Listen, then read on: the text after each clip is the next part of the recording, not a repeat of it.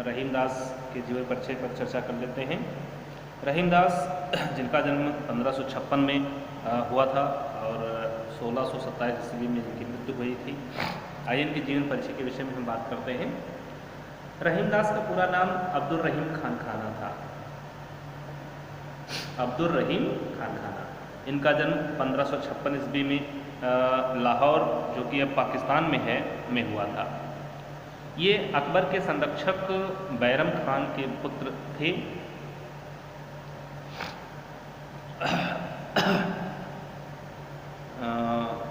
इतना ही नहीं, बैरम खान अकबर का संरक्षक ही नहीं बल्कि अभिभावक, सेनापति और मंत्री भी थे।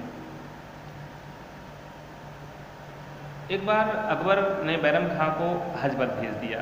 ये जब इतिहास आप पढ़ेंगे, इतिहास की बात है, उस समय जो अकबर का शासनकाल था वो पेटीकोट शासन के नाम से जाना जाता था, क्योंकि अकबर 14 वर्ष की आयु का था और जब उसे गद्दी पर बैठना था तो उसे 18 वर्ष का होना आवश्यक था। नाबालिग होने के कारण ही बैरम खान उसका संरक्षक बना था हुमायूं की मृत्यु के बाद।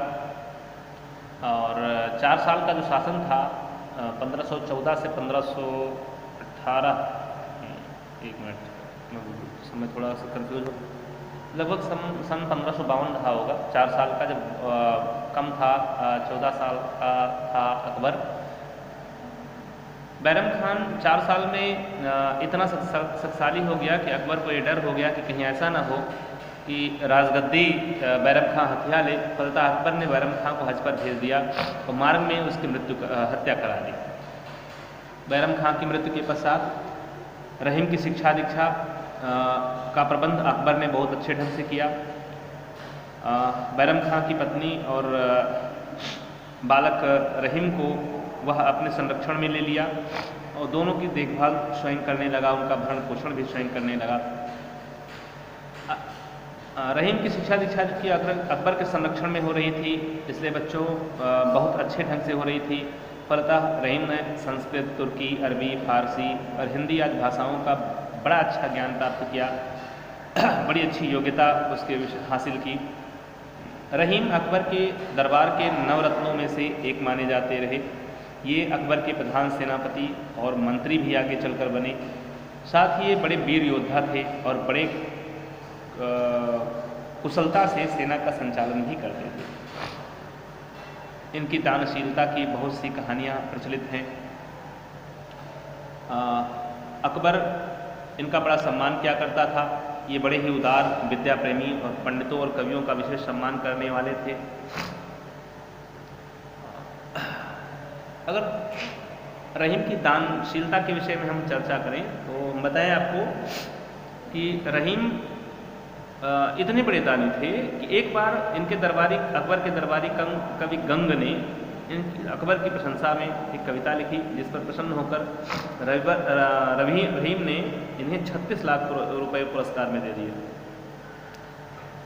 और अकबर इससे बहुत प्रसन्न हुआ और यहीं पर अकबर ने अब्दुल रहीम को खान खाना की उपाधि से भी विभूषित कर दिया।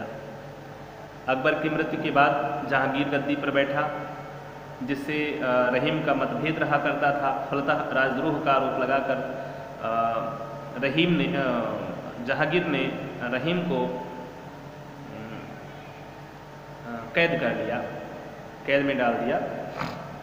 कैद में डाला था, हम बताएं आपको, चित्रकूट में कैद में डाल दिया।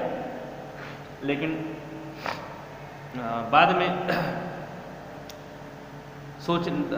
रहीम की दशा बड़ी शोचनीय हो गई, जिसके कारण जहांगीर ने रहीम को चित्रकूट की कैद से मुक्त कर दिया।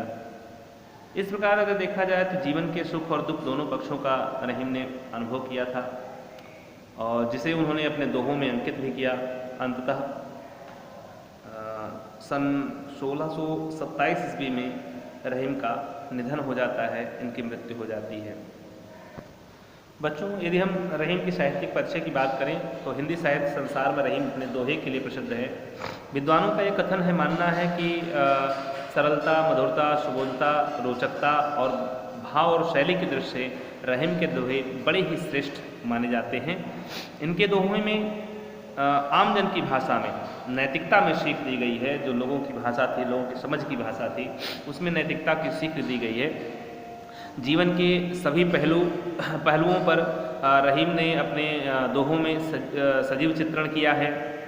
दोहा और सोरठा छंद में ये बड़े ही सिद्धहस्त माने जाते रहे हैं। अगर इनकी रचनाओं की बात करें तो इन्होंने बहुत सी रचनाएं लिखी, बहुत सी रचनाएं इनकी प्रकाशित हुई, जिनमें रहीम सतसई, श्रृंगार सतसई, मदनाष्टक, रास पंचाध्यायी, रहीम रत्नावली, बरिबय नायिका भेद जैसी, नगर शोभा जैसी रचनाएं हमें देखने को मिलती हैं।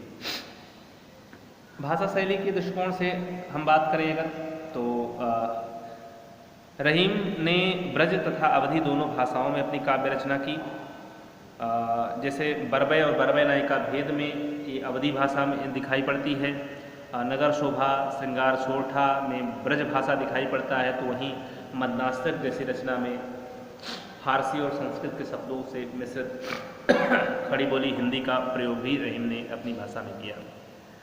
इनकी भाषा बड़ी ही सरस, सरल और प्रवाहमयी रही है। कहीं कहीं इन्होंने ग्रामीण भाषा में ग्रामीण शब्दों और मुहावरों का भी प्रयोग किया है। शैली अगर देखा जाए तो रहीम की शैली जो है वो मुक्तक शैली रही है। फिर भी इन्होंने छंद के रूप में दोहा, कवित्त, सवैया, सोरठा, बरबय, छप्पय का प्रयोग अपने पदों में किया।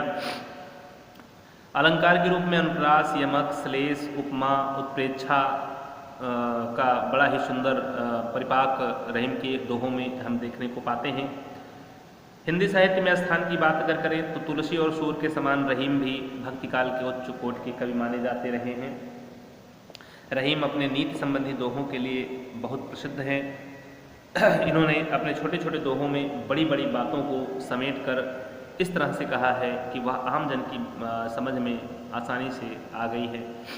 इस तरह से अगर देखा जाए सारांशतः तो रहीम भक्तिकालीन हिंदी साहित्य में महत्वपूर्ण स्थान रखते हैं।